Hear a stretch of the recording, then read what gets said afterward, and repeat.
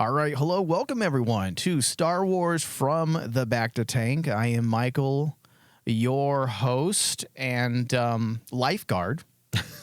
Make sure people don't drown in the Bacta waters. I think they were trying.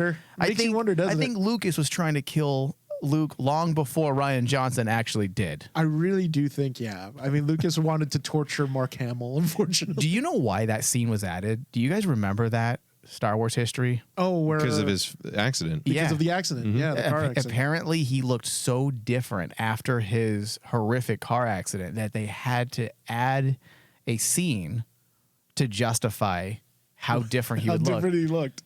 And he does. When you look at New Hope compared side by side with Empire Strikes Back, he looks like a different person. Night and day. Night and day. He actually had a little more of a pretty face in New Hope and kind of got just average looking.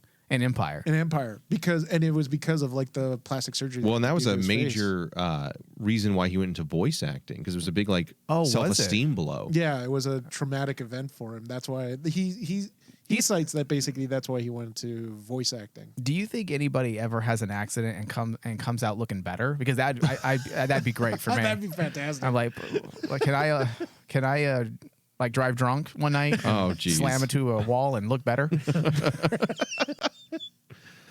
Listen, that's a legitimate question. And it's an experiment worthy of trying out. All right. Welcome, everyone, to Back to Tank. We are here today to talk about the latest and greatest Star Wars news. And in the studio to keep me from slamming into a wall or jumping off a ledge is David. Hello. How's it going, everybody? And also Thomas. Hello. Hello. All right, so let's start with some good news. First off, Star Wars The Phantom Menace celebrates 25 years with a return to theaters. Yeah, I hate to say it because remember... Why do you hate to say it, though? I hate to say it because we started the show with me actually saying how much I hated Phantom Menace. Really? And throughout the years, years, it grew on me. Oh, you mean way back when we first started, and I had to eat my words. I still have my problems with Phantom Menace, but overall, the movie's just fine. And when you compare this movie to everything Disney has done, yeah, this is the better movie. Yeah, Phantom Menace is better because it's just fun. There's moments, at least, in Phantom Menace, and when I look back at it now, I'm like going, okay, I really enjoyed that. Duel of Fates, probably one of the best lightsaber scenes of all time. Without a doubt. There's too many good things in this movie to shit on the whole film. Like, there's just too much. It's a cohesive story. It's a well-rounded story. It's a coherent story. There are just a few aspects that make you scratch your head, and that has to do with the marketability of the film and trying to market it to a younger demo. That was his intent. But if you take that away or at least recognize what the film was attempting to be, then it's just fine. Those issues go away. You can't say that about a movie like The Last Jedi. That movie is just bad because it's written poorly. It's a beautiful picture. It's a beautiful work, but visually, even directing is fine. But the writing is just straight garbage. So on to happy news, as I was saying. The Phantom Menace will return to theaters for its 25th anniversary. I feel very old. Starting May 3rd to coincide with the re-release. Artist Matt Ferguson has created a beautiful new poster. That's probably going to cost you an arm and a leg to get now. It actually is a really nice looking poster. It is. I miss Star Wars from Lucas. See, this is a sad thing. This is supposed to be like a happy thing. Hey, we're giving something back to you guys. It's the 25th anniversary. All this does is make me more depressed about Star Wars. Yep. It kind of does, yeah, because like it's like watching old home movies after your brother already became a drug addict and killed himself. Oh, I was going to say it's like watching home movies when you were actually good-looking, young, vibrant, not when you were happy, not obese, full of life, full of life, hope, promise. Yeah, and now looking at you now in the mirror, and you bald, just look like sad. heavy, bags under the eyes, medicated, hopeless, yeah. So destitute. So anyone interested Oh no! Like in seeing, no, so stupid. No, I'm not. You think I was trying to sell myself to women? David, are you interested in seeing this in the theater again? Oh, absolutely. I want to Okay. actually see it in the big screen one more time because now with like how everything has turned out, the thing I've the most political way to say that. well, no. Okay, let me correct that. Not talking about the Disney stuff, Yeah. but it's something that I actually mentioned to my wife when I said, "Oh, hey, the 25th anniversary is coming out. I'd like to go see it." And she's all gung ho to actually see it because she's a big Star Wars fan. And we both came to the realization: if it wasn't for this moment of Phantom Menace starting, we wouldn't have Clone Wars. We wouldn't have Bad Batch. We wouldn't have even Rebels. Yep. Mm-hmm. We wouldn't have any of those really great shows that came out if this moment didn't happen where we got the prequels. I have said this countless times on this show, and I know there are Star Wars fans out there that probably want to kill me every time I say this, but I'll say it again. For me, my favorite Star Wars movies are the prequels. Not even the original films anymore. Like, I love them. I love the original films. And my favorite Star Wars movie is probably Empire Strikes Back. Yeah. But if I had to pinpoint a specific era and style that would tell someone what type of Star Wars I like or prefer, it's the prequel era. It's not just because of the style, but also just look at the overall story. The story, the narrative itself is way more complex, way more in depth than the very simple plot structure of the original trilogy. Oh, it is. It is. I mean, like the story of Anakin compared to the story of Luke. Well, one's a hero's journey, and one's a tragedy. And the other's a tragedy. But like when you look at like I want to say like the creative input or the creativity in both stories, Anakin's story is just, night and day better than Luke's story, unfortunately, because I love Luke. Yep. I love I love the story of the hero's journey, but Anakin's story is so complex and so layered that it leaves you rooting for the villain in the very end. And also retrospectively, Anakin's story has become, as you had said a few moments ago, it's pretty much the platform for all of the best Star Wars things we've been given since. Without Anakin's story, Clone Wars really wouldn't matter. Yeah, it wouldn't happen. Without Anakin, Bad Batch probably wouldn't matter because he's the one that brought on Execute Order 66. Yep. He's the one hunting down Jedi. You also wouldn't have Ahsoka. You wouldn't have Obi-Wan. And Obi-Wan is one of my favorite. You could have Obi-Wan, but the Obi-Wan series. The Obi-Wan series. Is that what you're talking about? Yeah, you're right. Some of the best things we've been given, if not most of the things we've been given that's really good, is because of the foundation that it was built on, which is the prequel era, also known as Anakin Skywalker. Anakin Skywalker. Yeah. Speaking of all of this that's been built on Anakin, the Bad Batch apparently is going to end with season 3, which is news to me. I had no idea they had plans for only 3 seasons, but this was actually announced a year ago that the 3rd season would be its final season. Yeah. And I feel like that is a mistake. Really? Yes, you're in a very dangerous time. You have to be very careful story-wise because there is a lot in between. There's a lot bookending the story of Bad Batch, major story elements. So you do have to be careful. You don't want to run the risk of breaking canon or creating massive plot holes. But I do think they could continue on because how they've told the story so far, except for moments in the first season, they're really just paying attention to very intimate stories. Yeah.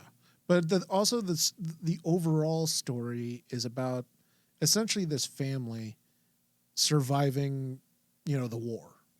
And when the thing is, when they first mentioned that season 3 was the last one, I kind of understood, especially how season 2 ended. Yeah. When you have that moment, spoilers, season 2 ends with Echo dying. One of the Echo? or not Echo, Tech. Yeah, there we go. I was like, Echo?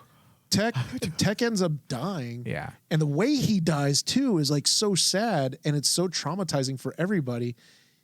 Now it's basically now the whole story centers around what do we do with Omega, because she's caught. She has to apparently now rely on the one quote unquote brother that left them, and with crosshairs, and like that whole story now is about this family surviving now. So, and you don't think they can continue that was how we started after this? No, I don't think. I'd be worried that they'd be drawing it out too much. Like, I don't know, David. Like, I don't disagree. There's always that risk. Yeah. Especially because Star Wars, in my opinion, has to move forward. Like every IP that's longer than 25 years, it seems like they're all stuck in the past. None of them can just move forward. And Star Wars has been stuck since 2013, except for the sequels. They're kind of just stuck filling in the crevices and gaps that Lucas has left open, and that's all they're doing. And there is a risk there. You can undermine not just canon, you can also undermine thematic intention. Yes, if you're not careful. And there are a few projects they've done in the crevices and gaps that has in fact disrupted the thematics that Lucas has set up that governs this specific time period and his world at large. And that's concerning. So yes, on that, looking at it from that point of view, the Bad Batch probably is better off ending sooner than later. Because that's the thing. Like, don't get me wrong. I'm not too afraid of them continuity-wise running into problems. But what I am worried about is thematically. If they draw this out a little too long, thematically, then it becomes like a gamble of like, okay, you're starting to undermine what the whole point of this entire era is supposed to be about. We're not in, you know, like the Luke Skywalker era. This is supposed to be the era in between everything, where everything is downtrodden. Right. The universe is literally led by the Empire at this point. You can't stop that. If you continue on with Bad Batch, you might undermine that thematic element where it's like, yeah. And you do need to bring some of these characters to an end. So I get the logic behind it. I'm just, as a fan, I'm disappointed that it's ending so soon. But logically, I do get it. I mean, you're dealing with characters that probably shouldn't exist in the world of Star Wars, especially because we learned in A New Hope that the Rebel Alliance is very small. We were introduced to a group of rebels, and over the course of the last 9 years, we keep finding out there's new groups of rebels over here and over there. Same thing with the Jedi. The Jedi were all supposed to be extinct, but suddenly we have Jedi over here and Jedi over there. And I think that is one of the bigger mistakes they've made, is they keep introducing new Jedi when Jedi were supposed to be extinct. Now, people can say, well, Jedi could survive. It's a big universe. And yes, I've used the same excuse. But Luke and Yoda had a discussion where Yoda says, when I die, the last of the Jedi you will be. Now, that also creates little avenues where you can create excuses and say, well, this person really isn't a Jedi. Yes. And you could say that about Ahsoka, who actually walked away from the Jedi Order. But outside of her, you can't really say that about all the other Jedi now who have popped up and who are actually alive. So they do need to be careful. And Bad Batch ending will probably save us from some of those mistakes. But this is the saddest thing about it. So D. Bradley Baker, and I'm sure Thomas will have something to say about this, which is one of the voice actors on Bad Batch and Clone Wars and countless other things, stated that the upcoming third and final season of Disney Plus series will effectively serve as the ending, not just of Bad Batch, but of Star Wars creator George Lucas's legacy. This is it. Yeah. This is the last bit of material that they have from Lucas. Very much. Why do you have to hurt me? Like, you invite me on here, and then you're like, surprise punch to the nads. Here, Thomas, bend over. We're going to kick you right in the nads for this one. Bend over for Kathleen Kennedy. She wants to show you something. She wants to show you. She wants your tears. She's had them for years now. She has an activist dildo she's gonna peg you with. There is I believe DEI is actually etched on the side of the dildo. Right, makes sense. And she's gonna force it up a white man's ass. Yep, that all checks out. But that did make me sad hearing that, because that's something that David and we've discussed this for so long.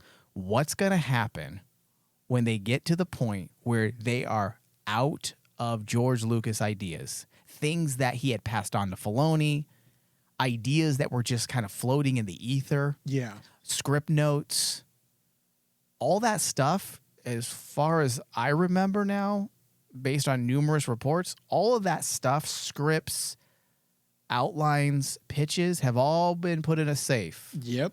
And also a Bob Iger safe where he just disrespects it. It's called a trash every can. day at 3 p.m. He opens up the safe and he laughs at it. Pisses in it, poops in it, just smears it with his crap. But I started thinking about this, Mike. Okay, yes, it is the end of the George Lucas idea that they've been tapping into for the past 10 years. But let's I don't think let's try to do a positive spin. Okay, hold on, David. Who is this new David? Because you did this during Ahsoka too. Like, well, let's look at the good side of this. Let's tell me how the burning of my family village and the slaughtering of my mother and father were actually for my benefit. The one thing that we've been saying is they have to start bringing new things to the table, right? Like color specific motorcycles. Yes. They bring that, and bad choreography, and directors who have no experience. I mean, that's all new. That's all new, and unfortunately, and bounty hunters who can't catch a little girl. Now, let's just say in a foot race. Maybe the new people they bring in who are competent. Maybe they'll bring in new people who are competent, Mike. Let's pray. We'll see. Let's pray to the guardians of the wills. That maybe someone out there, a filmmaker is going to come out of nowhere and save Star Wars. You are the last Star Wars fan. You are the last hope. Listen, Yoda said it himself. You must unlearn what you have learned. But that's the positive way I'm trying to think of it now. Because I don't want to actually be sad. Well, all the writers that are currently writing for Star Wars, they definitely unlearned a lot. They learned nobody on the Titanic wanted to be sad. It didn't stop the ship from sinking. David is the piano player. I'm the violinist. I'm the violinist who's just playing. It's been an honor to serve you. Just go down with the ship. There is no ship, though. Everything's been scuttled. It's just. I'm still on the ice. It's like the Titanic's like just already underwater at this point. It's a fucking ghost ship. It doesn't even sink. Yeah. No one cares enough to sink the fucking ship. It just lives in limbo. It just comes up out of the water every now and again to collect people's souls like Davy Jones. Oh, Lord. Yeah. So I was trying to be positive with the opening, half of the show. It didn't work. But I will say I am looking forward to Bad Batch. Yeah. I am a little nervous about us coming to the end of Lucas's ideas. Now, you could also argue that they've been ignored Lucas's ideas anyways. They've only used the stuff they wanted to and then haphazardly. I mean, I would legitimately argue that they have been at the end of his ideas since they bought the property. Because nothing that they've done has either been what he gave them or in the same spirit. Well, you got to remember, Ahsoka might be called Ahsoka Tano, but what I saw in that show was not a sequel to Rebels. Yeah, it wasn't a sequel to Rebels. And also the thing was, we know for a fact that Kathleen Kennedy and the higher ups in Star Wars have been given ideas by Lucas and have actively not used them. Yeah. So are we really at this point losing anything? As far as Filoni goes, yes, because Filoni has respected that. That's why he did that 7th season of Clone Wars, which was that might be the one good thing. And then Bad Batch is also George Lucas. Clone Wars. Oh, I already said that. So, I mean, some of the best things we've been given have been tied to the prequels. Yeah, and Lucas. Yeah. So we'll see what happens. Now, moving into this new era of Star Wars, because we're done with what I guess you can say phase 1. The Enlightenment era. The Enlightenment era. Yeah. As we move into the Dark Ages. Just the other month, I believe just this past month, January, it was announced that there is going to be another Star Wars movie. So in 2019, Disney had mentioned that if The Mandalorian was successful, a feature film spinoff would be considered. Well, in January 2024, it was announced that series creator Jon Favreau would write and direct a film based on the series, and it is separate from Filoni's upcoming film, and this movie is going to be titled The Mandalorian and Grogu. Filming was expected to begin later in 2024 as the first Star Wars film to enter production since the rise of Skywalker. In February 2024, Disney CEO Bob Iger announced that the film is aiming for a 2026 release, and no other specifics were given at the time. So that's pretty much all we know. But I feel that with this particular movie, a lot of us can formulate or speculate how the movie will end up being shaped. We know what Jon Favreau is capable of. Yes. We know the work he's done on the Mandalorian Disney Plus series. I don't think there's a mystery there. But it can go one of two ways. Will this be Jon Favreau writing, I should say, will this be Iron Man Jon Favreau? There you go. Or will this be Mandalorian season 3 Favreau? Yeah. That's the question. Now, I am not as nervous as I might have been immediately after Mandalorian season 3, only because Favreau's skill set is predominantly the feature film. He is not good at TV. Disney Plus Mandalorian has proven that. It's just not that great. Yeah. It's mediocre. It's not horrible. It's mediocre. It fluctuates between a C+ and a C-. But his movie work fluctuates, I'd say, from a B- to an A. An A. Iron Man is an A+. Iron Man 2 is a B+. Iron Man 3 is probably like an A-, B+, depending on your specific styles. So we know he can make good movies. Swingers, one of the first movies he wrote, is an A+ film. Zathura is a great kids film. He knows how to make movies. Yeah. So I'm not entirely nervous about this. I'm just nervous with how simple and ineffective the movie will be, because it's coming at the tail end of Mandalorian season 3, which was universally hated. It was not crap. Good. And but I'm kind of like in the boat with you, where it's kind of like throughout the entire time me and you have covered Mandalorian, we basically said Jon Favreau, we've loved Jon Favreau as the filmmaker, but we have all seen that his weakness is he can't write TV if his life depended on it. And he's also not a super great writer. He's not a good showrunner. I would even say, even as a film writer, he's okay. He is capable, but he's a better director. Yeah, and that's where I basically am with you. Is like, we know Favreau's pedigree in film is above average. So if he's given a chance to do a Star Wars movie, if they say, oh, this is going to be broken up into multiple parts, then I'll be really worried. I don't think they will do that. Well, here's the question, really, though, guys. Will it actually happen?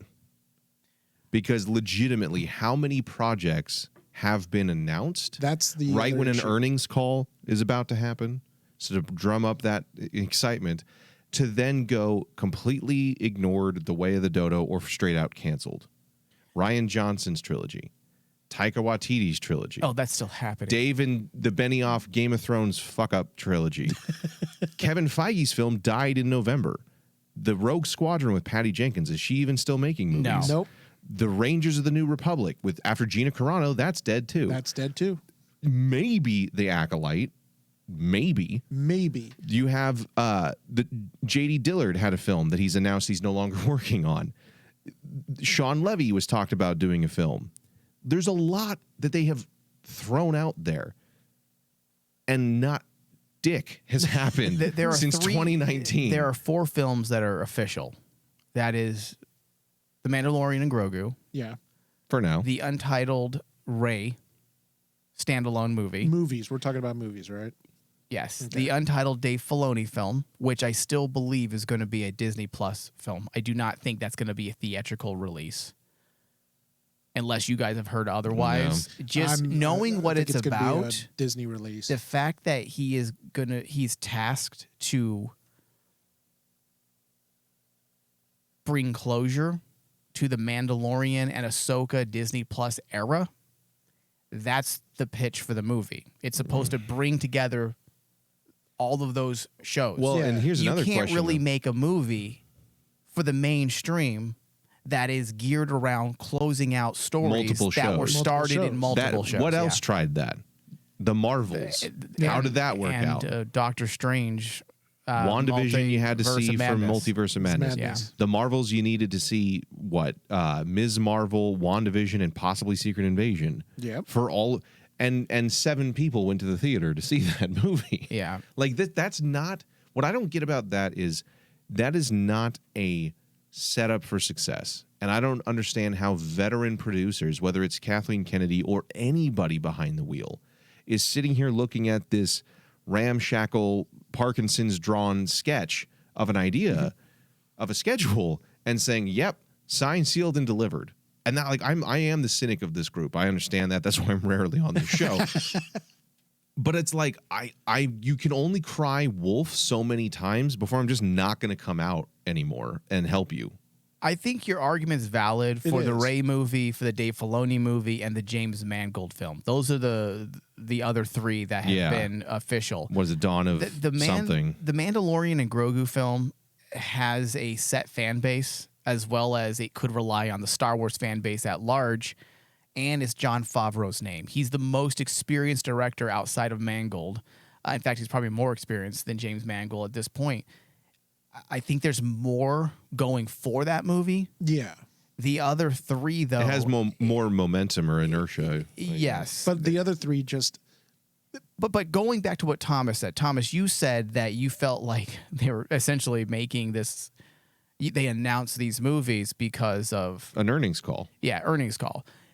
But there's another more cynical way to even look at this, believe it or not, because this movie... was not, there was rumors that this would happen. But with Filoni's announcement that he would be making a Mandalorian and Ahsoka film, people had assumed that would be it.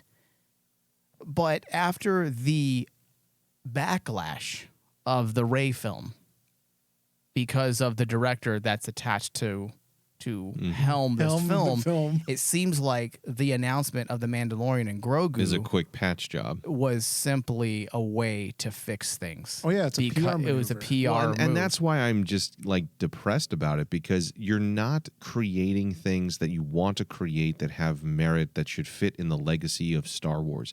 You're using announcements as a PR duct tape. Yes. Yeah. Yeah, and that's just fuck you. I agree. And also, The Mandalorian has been PR duct tape since its conception. Years. That's what it was when the first season. It was like, oh, you guys don't like anything we're doing. Okay, let's just do Mandalorian. We'll just do away with it. And listen, if they would have made this movie after season 1, let's say the first season was simply an event series, I think this movie would have been huge. Yeah. But because... They chose to do it now. After the first season, the second season of Mandalorian also didn't connect with mainstream audiences. It wasn't maligned. Yeah. But it also didn't... It's not the same. It did not generate the excitement that the first season did. The mainstream. The mainstream excitement that you had around season 1 is what you need for a successful franchise. Yes. That died out after the first season. Yes. Yeah. Third season, it was even far less excitement. In fact, there were people, hardcore Mandalorian fans, who were also shitting on that third season because it was an incoherent, indecisive, mess. Well, he's not even the main It character. wasn't even. It even wasn't mediocre. No, it was bad. It was bad. This is David saying yeah, it. it wasn't bad. So This is me saying that. let's move to the next bit of Star Wars news when it comes to movies. Let's get into this a bit deeper. We've hinted at it, we've alluded to it, but let's talk about the big cancer that is killing all of us right now. The Hollywood Reporter reported that after a 2-week writer's room in July, which included some people, I won't get into their names, but also included possibly Dave Filoni, Damon Lindelof and Justin Britt Gibson were co-writing a Star Wars film with Miss Marvel director Sharmeen Obaid-Chinoy attached as director. I don't want to call her a Miss Marvel director because that was a TV series and she directed 2 episodes. 2 episodes. That was it. So this film is announced as being a standalone film that has to do with the expansion of Daisy Ridley's character, Rey Skywalker. No, get it right. Say it. Say what? Rey Palpatine. Palpatine. Oh, yeah. Well, yes.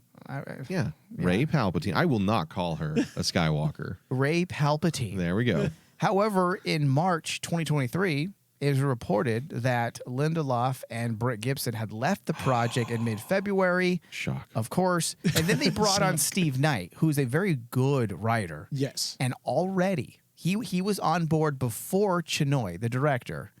And of course, there are already creative differences and a rumor that he threatened to walk off the project because of massive creative differences between him and the director. Yes. Now, it doesn't take a genius to figure out what this problem could possibly Where there's be. smoke, there's fire. Smoke, there's fire. And these are just ashes at this point. Who is Sharmeen Obaid-Chinoy, the director of the next Star Wars film? And just to give people some context here, unlike previous Star Wars directors, Rian Johnson, J.J. Abrams, and George Lucas, of course, Sharmeen Obaid-Chinoy is best known for her history as a documentarian and journalist. Her film history is largely one that involves documentaries centered on activism in her native Pakistan, and although she has recent experience with larger franchises, her introduction to the Star Wars universe as a film director reflects a fairly large transition from her career-wise, one that is sure to bring a unique perspective, according to this article, Screen Rant, to the upcoming new Jedi Order movie. Despite that, Obaid-Chinoy has indicated that one driving force behind her work is an interest in heroes, and Star Wars is certainly a galaxy with many heroes. This background could be left? an exciting one for the franchise, which has already adjusted its approaches in recent years, as seen with Star Wars' expansion into transmedia. Chinoy's specific interest in heroes may even further bring to light the truth that heroism, especially in Star Wars, can come from many places. Now, the backlash behind this director being hired has nothing to do with her being a woman. I don't think anybody would care about that. It has to do with the fact that once her name was let out into the ether as the next director of Star Wars fans and others started to research who this person was because nobody was familiar with her work. And the first thing they found was that she, in 2015, during a conference pertaining, I believe, to her documentary. What am I? Documentary? Documentary. Jesus Christ. Thank you, Thomas. Documentary. Oh, my God. Documentary.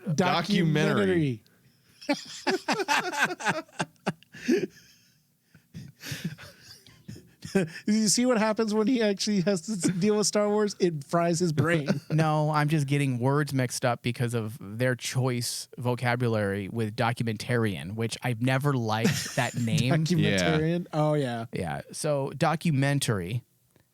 She said, I enjoy making men uncomfortable. And because that video was clipped and sent out onto the interwebs, it went viral, and immediately people started to panic. Yeah. And listen, her comments, which, you know what, let me just bring it up so we could hear it from her own mouth. Nope, that's not it. That's her other asinine thing she said. I was like, which one? Where are you? You guys talk for a second. Well, so yeah. I mean, one of the reasons why I felt very put off by this choice of director is the fact that now you chime in here, Thomas, because I want to hear if I'm being negative. Okay, but I this have the audio. Hold on. Okay, I don't want to get too off track. Hold on. To permeate that patriarchy, that power structure. I like to make men uncomfortable. I enjoy making men uncomfortable. It is important to be able to look into the eyes of a man and say, I am here, and recognize that. And recognize that I am working to bring something that makes you uncomfortable, and it should make you uncomfortable because you need to change your attitude. George Lucas. Okay, so are her comments annoying? Yes, but she's talking. First off, I don't disagree with her artist perspective on making people uncomfortable. I think that's an important part of making art. You're supposed to particular forms of art. Star Wars there isn't room for that in Star Wars. You don't need to make people uncomfortable in Star Wars. The whole point of an IP like that is that you want to bring in the most people as possible so you can have a box office hit, right? You can make money for the studio. The movie has to make money, otherwise there will be no more. That's just the nature of the business. You have to try to make formula films. Formula films typically adhere to the mass ideology of the group, of most people, so they can enjoy what they're watching and they want to go to it.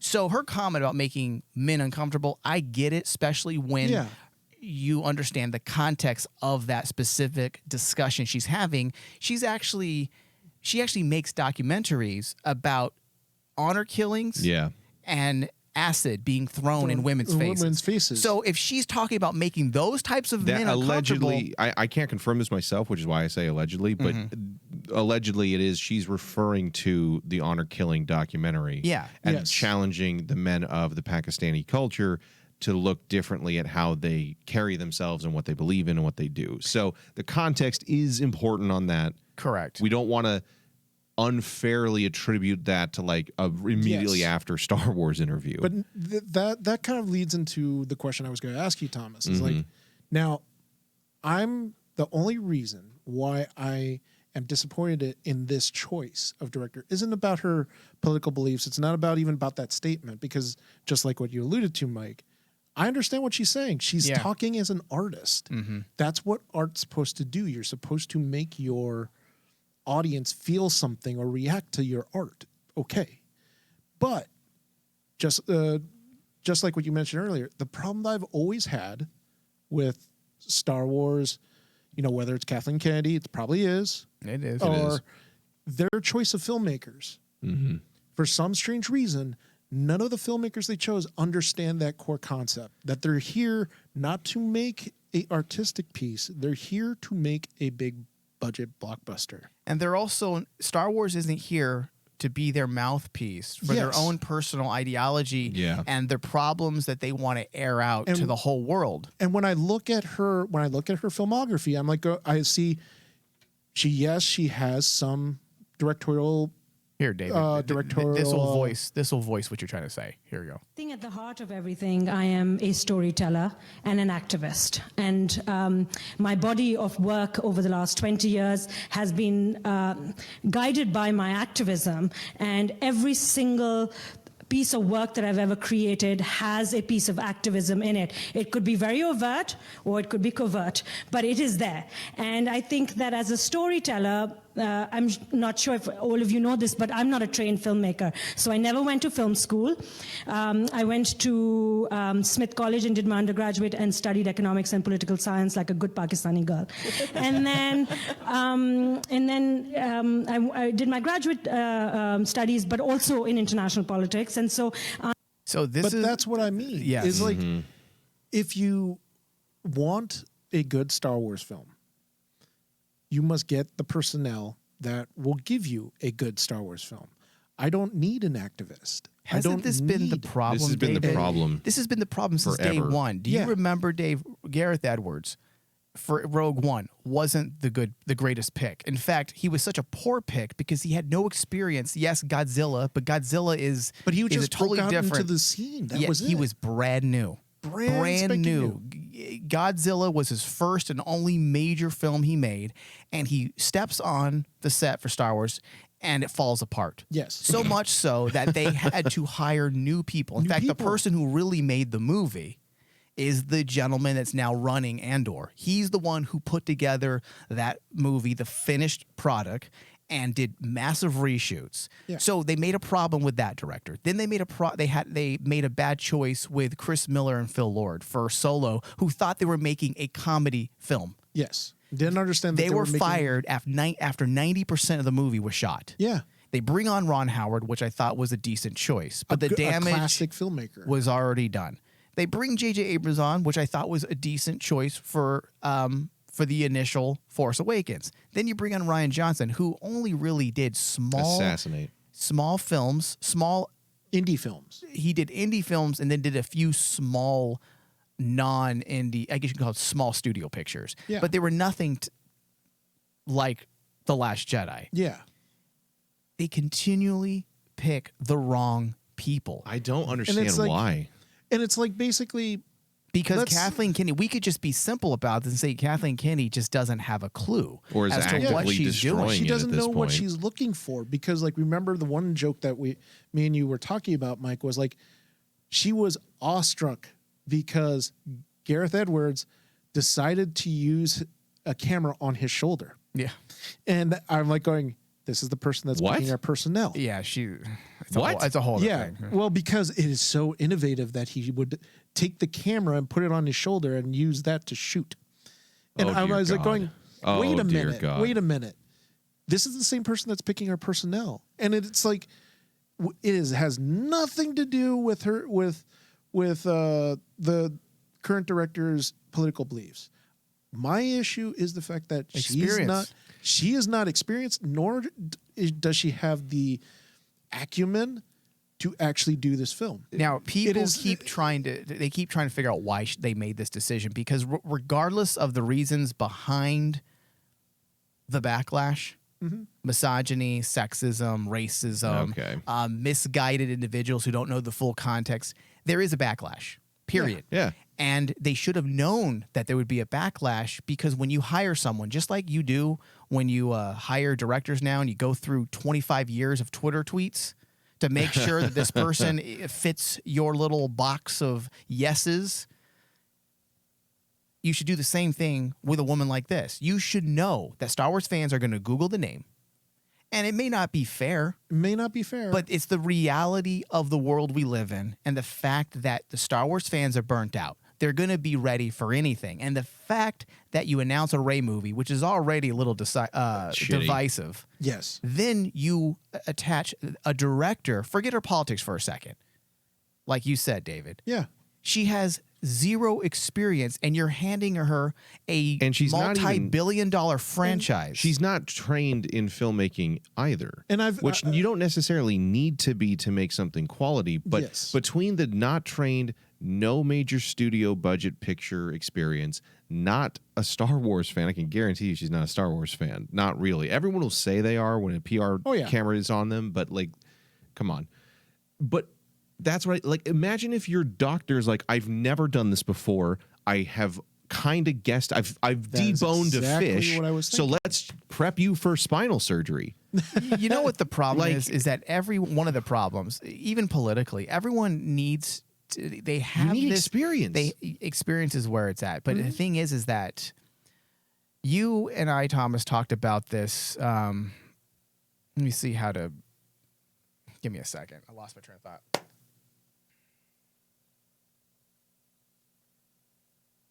The answers are very simple. They're right in front of our face. People keep asking, why are they doing this? Why did they hire Chinoy, Obaid Chinoy? And it's simply ideology. Disney is waging an ideology war. So we can try to ignore politics for a second, but when we're really looking for answers and seeking answers as to why these things are happening, it is political. It is absolutely political. The reason why Kathleen Kennedy is hiring this person and bringing her on is simply because of diversity, equity, and inclusion. Those are the reasons why you hire someone with no experience. We used to be a meritocracy where you were put in positions of power, authority, decision-making based on your merits, based on your skills. But because we have noticed injustices in our country, we're now trying to remedy that by forcing people who don't have the skills into positions. Yes. And that's just not how you do it. I'm not against inclusion. I'm not against equality or, of course, diversity. But there's ways to do it. If you want to bring in a new batch, a new breed, a new blood of filmmaker that fits your DEI wantings, then bring them in as apprentices. Yeah. Have them work side by side the people who have the skills. Get the experience, get the skill set. Have them get the experience and skill set so that you could actually safely put these people in positions of creative power and they can make movies properly. And make sure that they have the proper experience, because everyone's probably going to point out and say, well, she does have directorial experience. I'm going, yes. But if you look at her documentary is incredibly different. A documentary is completely different. Marvel's, she only did 2 episodes. And that's not even a full-length feature. Here's the thing, like I'm probably will get crap for this too, but like a documentary, you are an observer as the director. You're putting together a story kinda with your editor, but in truth, you are just capturing real experiences and real interviews and real things that happen. Narrative film, storytelling in that respect, where you have to actually deal with actors and blocking and choreography and where's the music going to go and how is this going to come together as a greater piece, is entirely different. You can go out with zero experience and be a documentary filmmaker because you are just truly an observer of what's happening. Yeah, but it's a lot of skill sets to do something created. Let me add to that, Thomas, because this is going to piss people off. It's going to piss people off. Because I said this in film school too. Typically, when I went to film school, the people that moved into the documentary track had no skills. Yeah. I'm just gonna be fucking blunt about it. Because you can Am I right, David? Do you remember the people that wanted to do documentaries? Yeah. They had zero creativity. You don't have to write. You don't have to direct people. You don't have to choreograph or be cinematography skilled in any sense, because you can have shaky cam, or cell phone footage, because it's an undercover, capturing of some event that's being secretive and shit like that. Like, there are no guidelines or rules to making a documentary other than the truth, and even that, if you took moral and ethics in film like I did, is questionable because everything is told from a perspective. It's bizarre that Disney's doing this, because think of other industries. You're not going to hire, if you're a publishing company, you're not going to look at Joe Schmo down the street and say, hey, we want to hire you. Here's a $2 million advance. We would like you to write a manuscript for a new sci-fi series. That doesn't happen. No one, like record labels don't go up to some regular dude. Let's say me, who I don't play an instrument. Like, we want to sign you and we want you to be the lead singer and lead guitarist in this new band. I have zero experience. It's okay. That's what they're doing. That was actually the joke used to be that your parents, the guilt trip that your parents would give you is no one's just going to come around and give you a sack full of money to do whatever you want. Disney's doing that. That's the business model. Yeah. And like if the original, because remember, Mike, a long time ago we were talking about how me and you were excited originally because like Lucasfilm was saying, we want to bring in new blood. We want to bring in hot directors from today What's hot right now? To do. All right, if you're going to do that, how about, okay, here's an example for today. Jonathan Glazer, Zone of Interest. Bring in a director like that. He's new, number one, and he has the pedigree. He has that acumen that basically says, I can direct a feature film. Dude, Sofia Coppola, Catherine Bigelow. I mean, there are so many. Yeah. Sofia Coppola would be a perfect pick. Yes, she's only handled smaller films, but she's handled about 15 of them, and she's the daughter of one of the greatest filmmakers of all time. So she grew up in the industry. She understands movies from beginning to end. She gets the business, and she gets what movies are supposed to be. You want to get good directors that let's say there's Kathleen plenty Kennedy, of women directors out there that know what the fuck they're doing. Let's say Kathleen Kennedy wants to get a director that has the same quote unquote political agenda and has done a film that basically probably would fit her political ideals. Yorgos Lanthimos from Poor Things. Poor Things is okay, fine. You want to do that type of storytelling? Okay, go get that guy. He's brand new. He's not militant enough. And that's the problem. That's what Kathleen Kennedy's looking for. She's looking for someone who speaks like Charmin Obey-Chinoy. But she wants someone to be a mouthpiece for her because she's angry. There you go. She wants a yes man. I used to not feel this way about Kathleen Kennedy, but where there's smoke, there's fire. It's obvious. It's obvious she hates George Lucas. It's obvious she hates Star Wars. It's obvious that she hates indie. That she doesn't even like movies. Like, it doesn't even seem like she's... If I didn't know better, I wouldn't even think she's been in the movie business for the past 40 years. Yeah. That's what I just don't understand. Like, how much vitriolic hate can you have for something for everyone in the industry to say you are making the wrong decision for straight up 10 years now, and all you do is double or nothing, double or nothing, double or nothing. The thing is that when you're in the midst of a culture war, there are sides. And these sides, just like with any war, do you just lay down your guns and give up? No, you continue to fight. And we are in a culture war. And Kathleen Kennedy is using her IPs as the weapon to wage this culture war.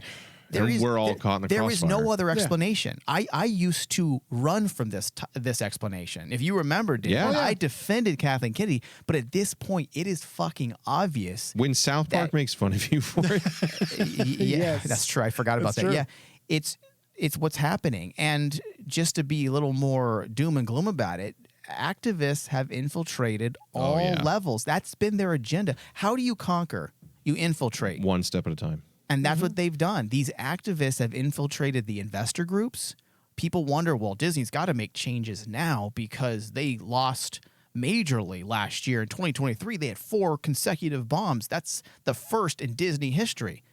But when you have activists in that boardroom who don't care about profit, there will be no changes. Well, and it's also, it's a war of attrition. It's no amount of ground given in an ideological war like this will ever be enough. And it's not about necessarily even big wins. When they finally get some pushback, as we are seeing with the Variety article that called out that Disney and Marvel is on fire, and the South Park episode, you know, they may push back, but it's about these incremental gains over time. Yes. Win a little bit here, win a little bit there, because like the tide itself, it will never stop. Yeah. And unfortunately, that's how I feel like me and you have always championed the fact that, well, Dave Filoni is the last bastion of hope. Or has he been assimilated? The problem is there's someone bigger than him in that pond. There's always a bigger fish. There's always a bigger fish. And that bigger fish is Kathleen. Kathleen, probably that is probably the only reason why Filoni is still around, is because if shit goes sideways, all Kathleen has to do is not blame him, but see if he can save the day, just to give that, just like what you said, Thomas, that incremental, good vibe, one to make everyone happy. Just inch by inch. Well, that takes us to our last topic here, Dave. Dave Filoni has officially, as of November 21st, been officially announced. Oh, wow. He died from a broken heart, like the fucking rest of us. I was going to say. He has been named Chief Creative Officer at Lucasfilm, and he will be planning the future of Star Wars films and shows. So that is something that we could look forward to. However, David, is this position simply a title to serve as a buffer between the fans and the obvious dislike and hate they have for Kathleen Kennedy? That's the thing. Is it that, or is it her not wanting to face the brunt of all these attacks and now wishes to put everything on Filoni's shoulders, even though she's still in charge, and she can now point to him and say, well, it's his fault, not me. Exactly. Yeah. That's kind of how I am viewing it, that it seems simply a position made up so that the blame can be put on him. It's both. I think it's both a scapegoat position so the blame can fall on him and take some heat off of her. And I think as long as she's controlling Lucasfilm, Yeah. he and any title are facades. They are in name only. I mean, I work at a corporation and I know that the people who are titled certain things are absolutely the puppets of other people. Yeah, he's not going to have complete creative control. I guarantee you he's going to have to run everything through her. She's going to veto stuff. It's the same thing with James Gunn talking about him having complete power over DC. I'm like, yeah, until you don't. Yeah, until you piss off someone at Warner They may Brothers. say you have complete power, but at any moment DC can say, all right, well, you're not doing exactly what we want, so we're going to interfere here. Isn't that Same the thing entire with- history of DC's leadership so far? Yeah. And Kathleen Kennedy will probably do the same thing. The thing I wanted to bring up to you about this, because this was actually a article I read actually today about it, and people were like speculating, well, it's great that Filoni gets this bump and, he's going to have hopefully more creative say in what's going to happen. How much is this of Kathleen Kennedy making sure, just like what you said, Thomas, she has her scapegoat in play? Because now this is something that I didn't think about, because I'm not sure. I want a clarification from you, Mike. Mm-hmm. Iger's role in all of this. He's the CEO of Disney. Does he have any say in Lucasfilm, you think? When you're a He theoretically CEO, should. He yes. should. Yeah, he absolutely does have a say. If Kathleen Kennedy isn't delivering, Exactly. and that's why he would fire her. And everyone knows Iger's quick on that trigger.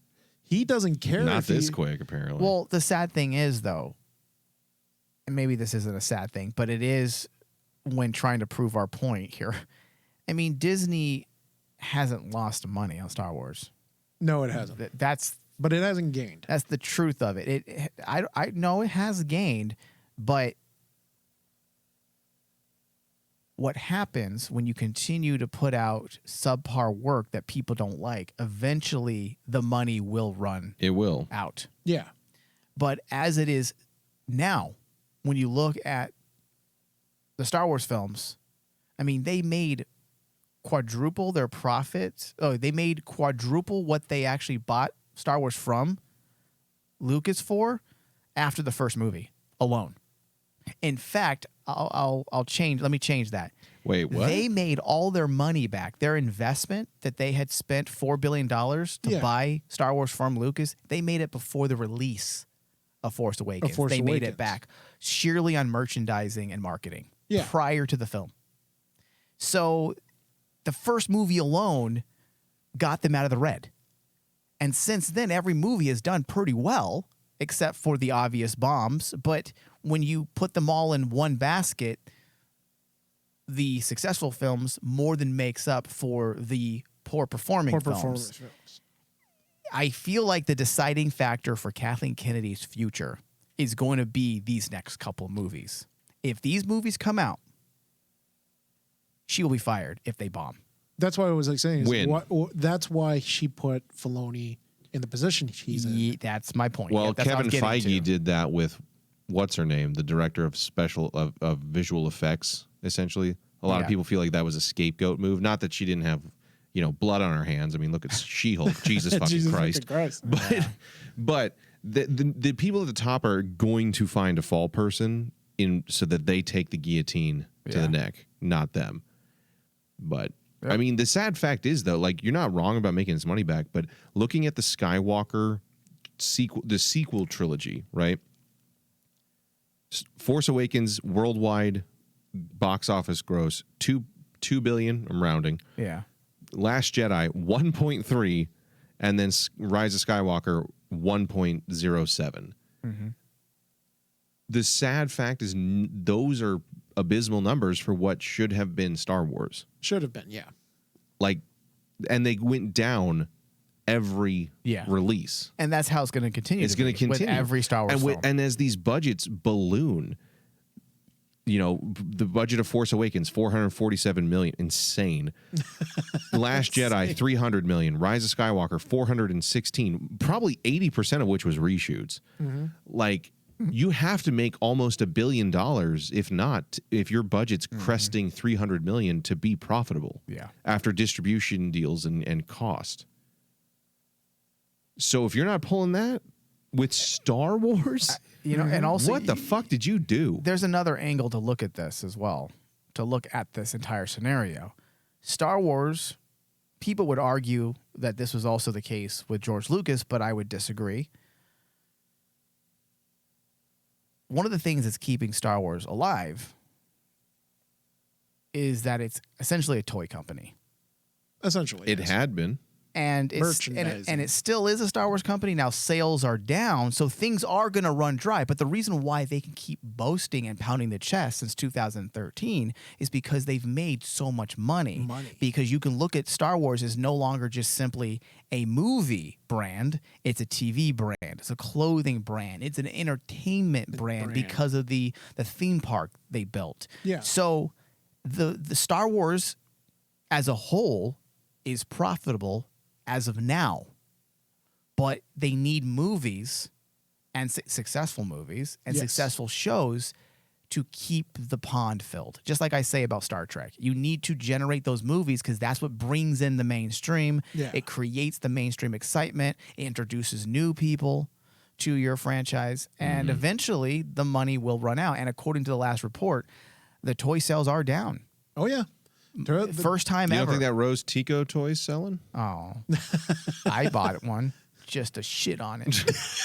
That's not true. All right. Thank you, everybody. Thank you, Thomas and David. We're done. Thank you. May the Force be with us.